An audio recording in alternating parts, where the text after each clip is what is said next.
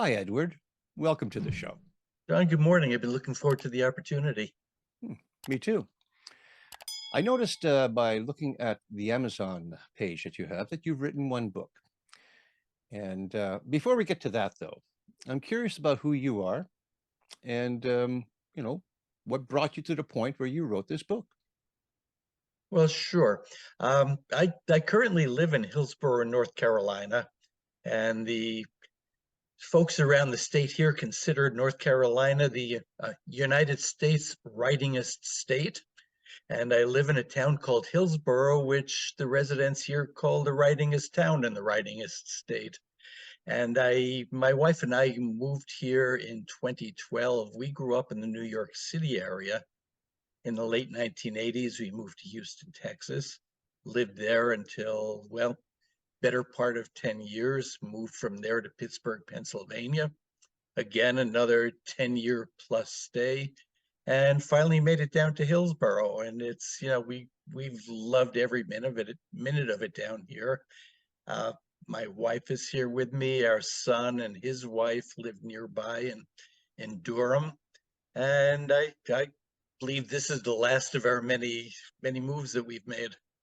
Hmm Now, what is the name of your book? The book is called The Gift Best Given, and it's a memoir. And it's about my late adulthood search for the woman who had placed me for adoption at the time of my birth. I'm 75 years old right now. And I waited until I was almost 69 years old to really display any real interest in who that woman was and where she might have been if she was still alive, and went off on a journey. And it's been a remarkable journey since then. So you were adopted. You're given up for adoption. Is that the case? That is the case. I was given up for adoption via private arrangement as opposed to being put in the custody of the state or the city's social services network. My birth mother managed the pregnancy independently, and as she approached the end of the pregnancy, she managed to be very specific about what she was looking for the baby that she was carrying in terms of who those parents should be, and remarkably came up with with the dream scenario thing for her, for myself, and for my adoptive parents. What was the reason for your mother to give you up for adoption? Well, John, I always assumed that my mother was the high school girl who probably stayed out too late and accidentally became pregnant and would Hmm. have been sent off to a distant relative or to a home someplace anonymously and have the baby taken from her. But that was not the case. What I found out after I began my search is my mother at the time of my birth was 23 years old, and she was approaching the height of what was a very successful career as a performer in the big ice skating spectaculars of the 1940s and the 1950s. And my birth in 1948 came at a time when an illegitimate birth was it was a shameful event.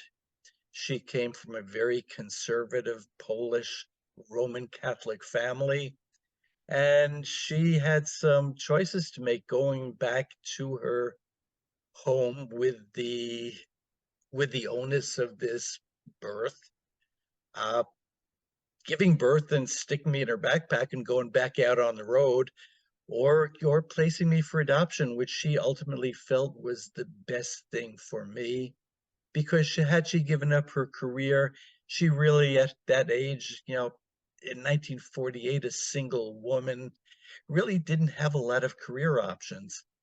So she did what I think was best for me and best for her. She put me into a pretty perfect scenario in terms of the adoptive parents she found for me. And she, within 5 or 6 months of giving birth to me, was back pursuing her career and touring with ice shows. Describe it, the ice shows, what you Well, it mean. was Holiday on Ice and Ice Follies and Okay. Okay. and Ice Capades. These were These were 2.5 and 3 hour long presentations, which would go and park in a city for a period of a week, and there would be probably 20 or 25 production numbers, and some of them would involve lots and lots of skaters, others would just be a couple of skaters. My mother was what they called an adagio skater, and even though in music adagio means slow, in ice skating it seems to mean quite the opposite. She was a in a very, very accelerated and athletic type of movements with the partners that she was with, and she typically skated as one of a pair. Oh, I see. Yes, sometimes pair, sometimes single. Did she ever Right. compete? No, she was not a competitive skater. This was just strictly a theatrical type of event, and that was something she wanted from the time she was rather a young girl. Hmm. Now, you probably know a lot more about this than I do. I've seen on television ice capades back in the 70s. I remember seeing a few things like that. Not very popular these days. In the 40s, I guess that was considered, the entertainment of the time. Yeah, in the 30s and the 40s, it was the height of entertainment. I think in the 1930s, when remember there was no television back then. Hmm. It ice skating was a smaller event, but as it got into the second half of the 30s, there were a couple of the shows that started to develop and to tour. By the 1940s, it was very, very popular, probably through the mid 1960s, I would say. Hmm. That's right. Yeah. I guess it picked up where vaudeville left off. People still needed to have entertainment. Yeah, absolutely so. And I think that's a very good point. My mother, after my birth, 7 years after my birth, married a man who she met in one of the ice shows, and he actually had been part of. He was a good deal older than she was. He had started his career in vaudeville as a comedian, and then became a a humorous skater. He was kind of an on the ice clown rather than a serious skater, but he was a very serious entertainer. Hmm. Yeah. Sounds like a lot of fun. So you got all this information by what means? Well, I was very fortunate in that, yeah, I was, as I said, I grew up around New York, and I was born in New York City. New York from 1937 until 2020 had sealed the birth records of adoptees, meaning that you could not petition the state and say, I would like to see my birth certificate and find out who my parents were. But my adoptive mother, because my adoption had been privately arranged, retained my adoption decree and kind of put it away. And I knew it was there from the time I was rather a young child. And as I said, I had a fairly idyllic childhood, never really had the desire to go and pursue it and to know. But one day I just kind of had the itch and said the time has come.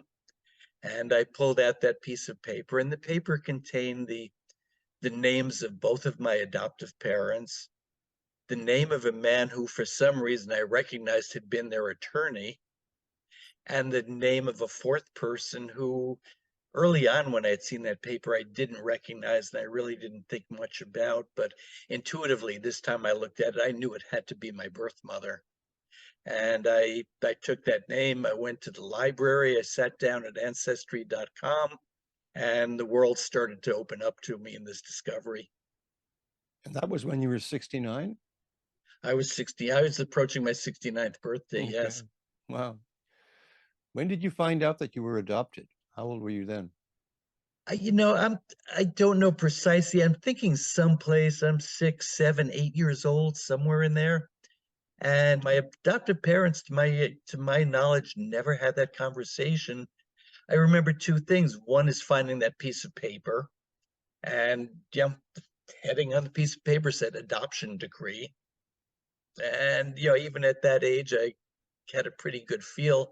And then when we were 7 years old, when I was 7 years old, I'm sorry, we traveled to Europe, and while we were in France, I recall my parents and I going to a place where there were, children awaiting adoption. And, when I questioned why are we going there, my parents sort of said, well, wouldn't you like a little brother or sister? And again, even at 7 years old, I'm thinking, well, why don't you just make me one? And, they obviously they could not. I found that out later. And for whatever reason, they were deemed ineligible to adopt. So I Mhm. remained the single adopted child, the single child in their Mhm. Yeah. in their family. And you had a good childhood, I take it. I had a wonderful childhood. So that's, and yeah, and I always point out to people, and I've learned this since because I always thought everyone had the life that I did. And not everyone does. There are some childhoods through adoption which are not nearly so good. Hmm. But by the same token, there are some natural births which don't go so well either. Exactly. Yeah. But I had, what's essentially an idyllic childhood. Good. Now, as you approached 20, you're getting out of school, you're getting your job, and you're starting your life as an adult. It never Right. occurred to you until your late 60s to find out? Yeah, John, I suppose there were times that I didn't often think about who my mother was. And, maybe once or twice over the course of a year, I think, gee, who I wonder why she would have given me up. I wonder who she is. But as I was at 20, 30, 40 even, we didn't have the access Well, that's right. Yeah. to the ancestry.coms and the DNA testing that's out there now. And being an essentially lazy person, I just said, nah, it's not that important to know, and I don't think it warrants the effort. Hmm. Yeah, by the same token, I could tell you I virtually never thought about who my father may have been. Right. I was going to ask you, but it seems obvious that you would never be able to find that out. Interestingly, I did find it out Oh, ultimately. oh, wow. Okay. That's a interesting thing to discover. How did you go about finding that out? Well, I started this search in February of 2017.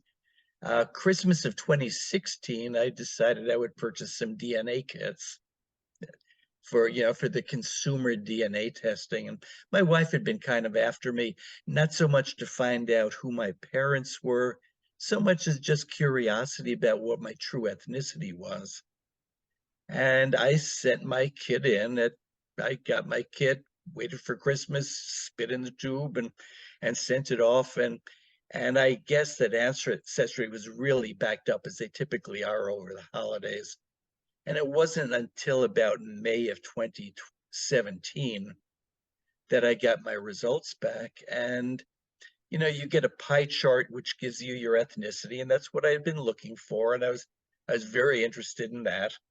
And then you get a list of, for some people, it's multiple thousands of DNA relatives. In my case, it was about 1,100.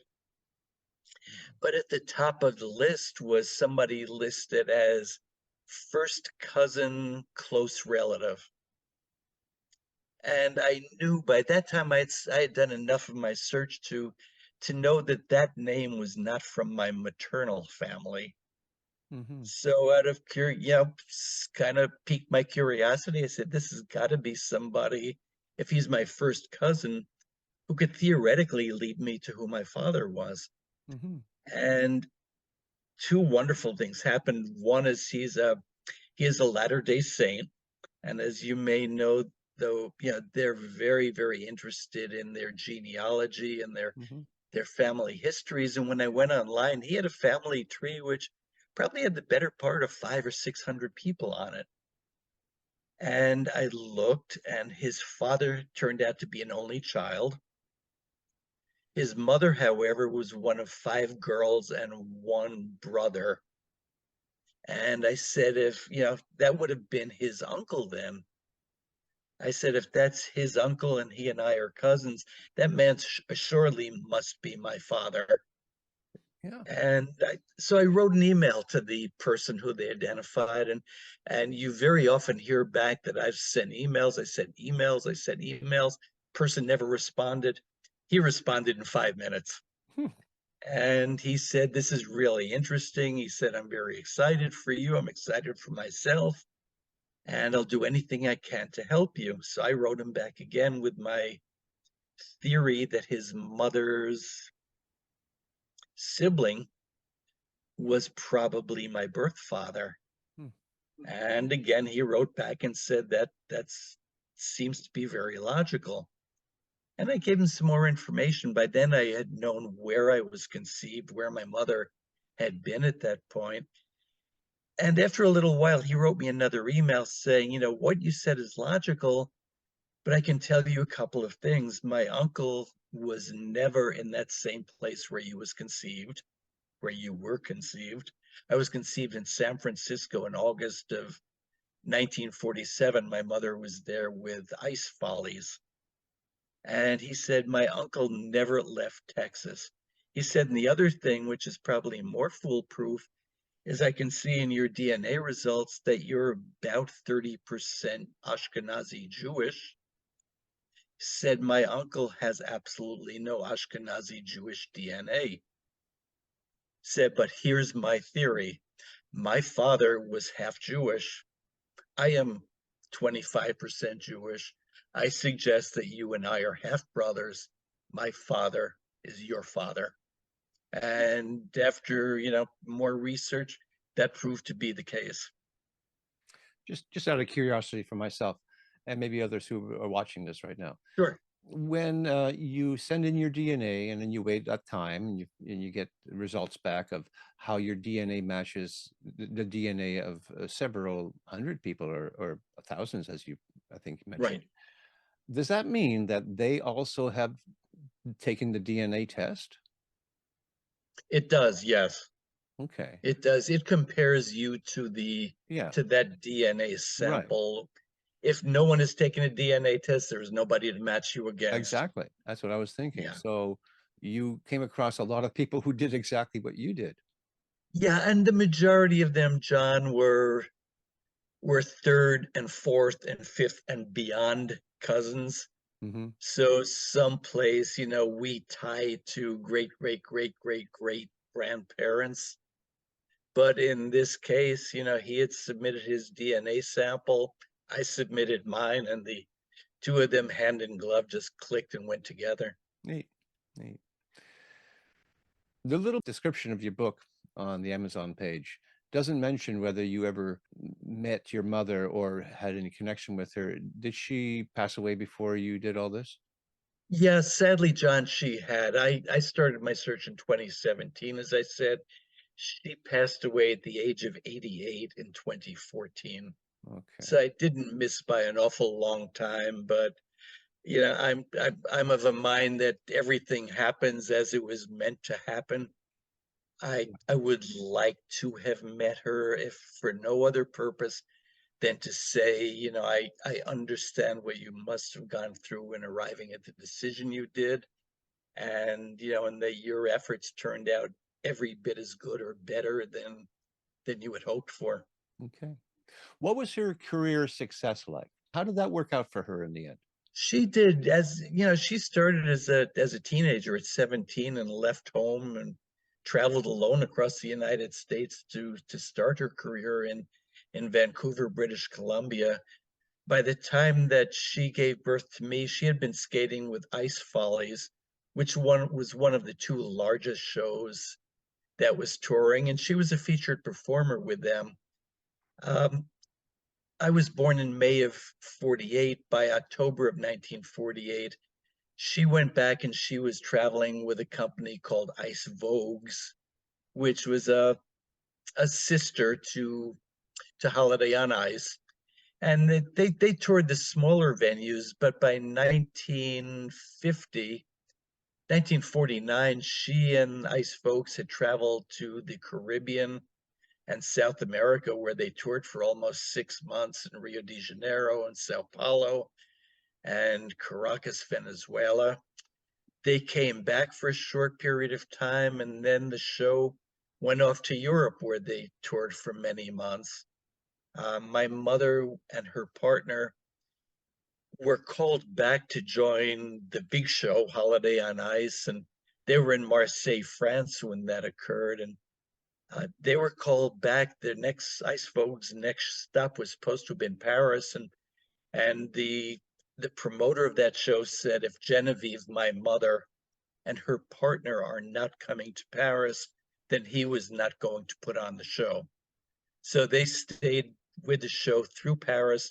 I actually have a piece of video that's a minute and a half, perhaps 2 minutes long, in grainy black and white, of the two of them performing in Paris in 1950. They ultimately came back and they toured with Holiday on Ice until 1953. Her partner had kind of a devastating back injury in the midst of a performance. She skated with a variety of partners then, got married in 1955. In 1956, she retired. Yeah, she was pregnant. And again, I've got another little clip of her skating while right before her retirement and while pregnant. The interesting thing was she and her then husband went on to form a company that created props for the big ice skating shows, big theatrical and commercial events. And the story I'm told is they created the original props for the premiere performances of Hello Dolly on Broadway. Hmm. They created the props for the Miss America contest in Atlantic City in the early 1960s. So they had a very thriving business that continued until the early 1990s. Her husband passed away in 1994, and at that point, she started to divest herself of that business. Hmm. Interesting. When she retired, what did she go on to do? Well, in her retirement, she actually joined the costumers union down in Atlanta, Georgia. They had moved when they retired to Atlanta, had a studio on property that became part of the Atlanta Hartsfield Airport. Property was taken from them and they then moved farther south. But she would commute into Atlanta for the big theatrical events there. And one of the stories I heard is that annually Yul Brynner would come to Atlanta to perform The King and I, and the only person he would let dress him was my mother, Genevieve. And he had a path from his dressing room to the stage, which was bordered in blue tape, and nobody was permitted inside those borders other than he and my mother. Hmm. So, so she had a little bit of she had an affinity there. She was quite well thought of in that regard. Now, I take it all of this is in your book. Yeah, a good part. Well, I would say the majority of it, yes. I took it through the point of her surrendering me for adoption. So the book really goes through her career in 1948.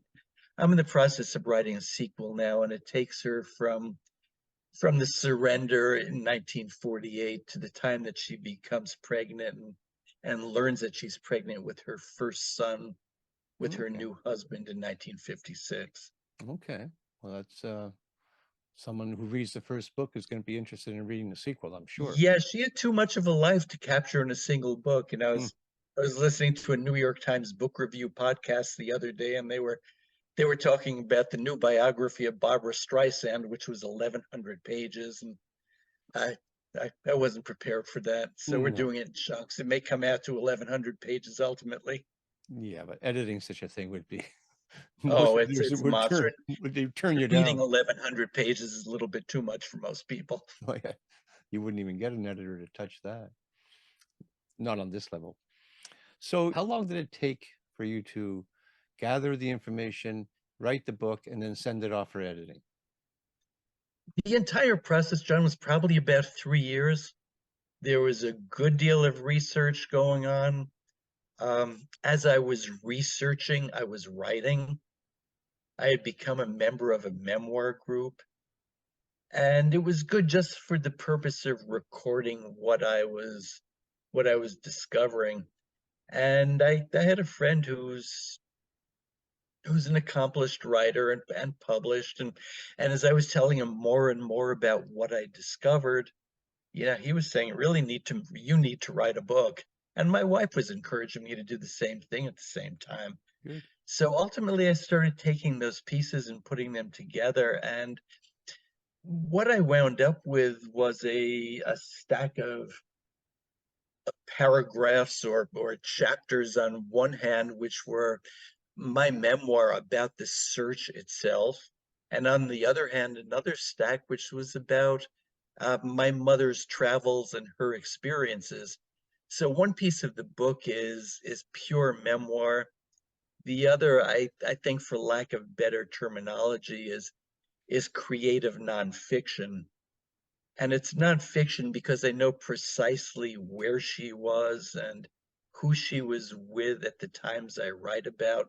What I don't know is what the actual conversations were. So the dialogue that goes on is my creation, but the folks who had any kind of contact with my mother and have read the book have basically said, you nailed it. You've got her precisely.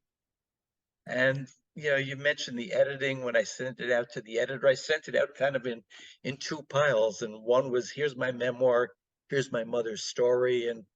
And the editor came back and said, what you really need to do is interleave all of these pieces. Take your piece of memoir, put the piece that you discovered about her behind it. And it was kind of like shuffling a deck of cards. Hmm. And it was brilliant advice. It was so obvious, but Yeah. I didn't think of it. But it's what we pay editors for. Well, spoken as a true editor. Yeah, and I she agree. and she did it. She did a wonderful job with it. Wonderful. Great. Now, how are the book sales doing for you? it I always tell people, people say, "Oh, you're selling lots of books," and I'm very forthright. You sell them a book at a time, Hmm. and you'll find out if whether you're independently published or commercially published, big five type things. Your big rush comes from your friends and your relatives. Okay. And there's a day when you run out of friends and relatives. Sure, but And from yeah, but you said you were part of a memoir group. Did that help in any way to Oh, inspire people? sure, I think all the associations you have, Sure. certainly do that. And so I've cultivated my audience. I try to stay in touch with them, and that always helps. The book was originally published as a soft cover and as an ebook. And this in September, it was then released as a large print book with a hardcover, as well as a deluxe hardcover with a dust jacket on it. And the large print books especially are very popular with libraries. Hmm. And so I've seen a good nudge from there. And when I put out my most recent newsletter, I think my lesson is if you need people's help, ask for it. So as I announced the fact that the book had been published as large print and hardcover, I said, if you will do me a favor, and this is addressed to the distribution list, if you have a library card, would you go on your library's website? Typically, there's a suggest a purchase button, and would you ask them to buy the large print book? And I've heard back from a number of people that yes, I've done that, and these are people in Pennsylvania, people in California, people all over the map. And I love libraries. I'm a library fan, so Me too. so getting books out there, even to people who will not invest the 20 or $30 in purchasing a book. I want the book in their hands so they can read the story. Super, super. When was the book published? Must have been a few years ago, right? Yeah, the first edition was published in May of 2020, right in the midst or the teeth of the pandemic as Right. we were learning about it. Yeah. And the advice I got from many people is, oh, hold on to it until September. This will be all done. Hmm. And instinctively, I just sort of said, no, I don't think so. And I said, we'll plot ahead with it kind of fearlessly. And I'm very glad that I did. I'm Yep. very glad that I did. The first wave came from a lot of online and Zoom-based type of selling, trying to build relationships where we could not go out face to face, but finding other ways to build those relationships. And since I've made myself available for any kind of book club or author festival or book festival that I possibly can. And as I said, I enjoy telling the story. I enjoy meeting the readers and enjoy supporting these events.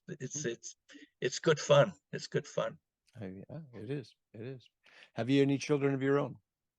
Yeah, we've got one son who's grown. He's now 32 years old, and he and his wife just celebrated their first anniversary. They live fairly close to us, probably within 30 minutes.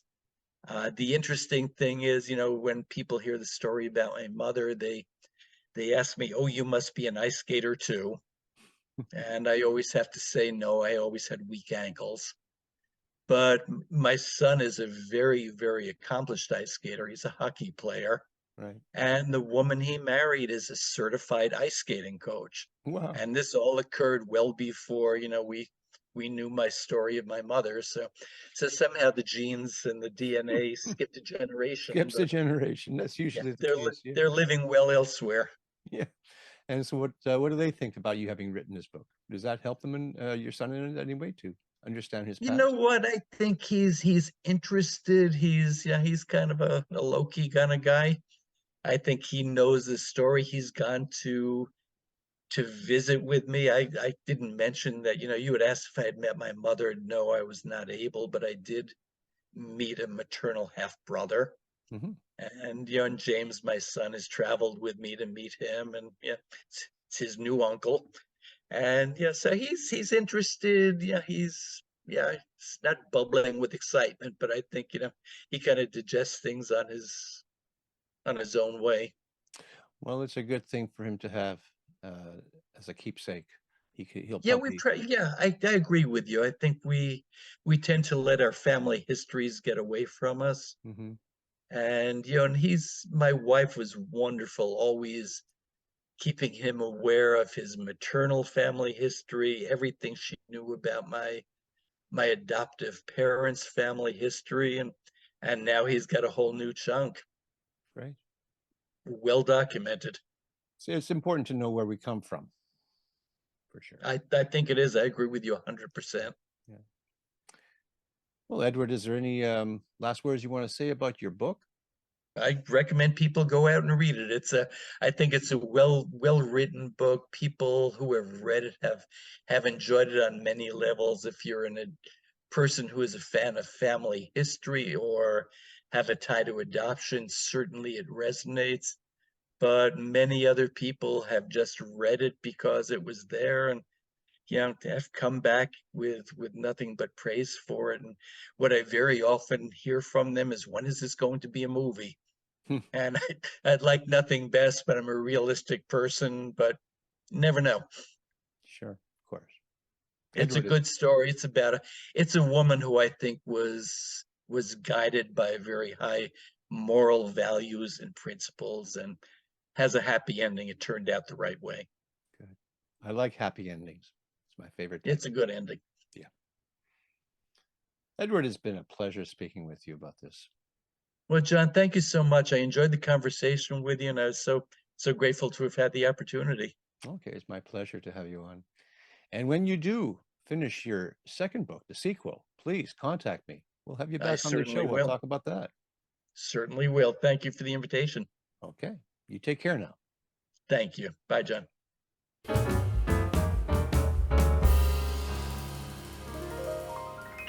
Thank you for watching. And before you go, if you like what I do here on Tell Me About Your Book, then consider subscribing, hitting that like button, and don't forget to ring that bell for future notifications. You can even leave a comment. All of that really helps in recommending this channel to a larger audience. And if you are an author, I would love to speak with you about your book.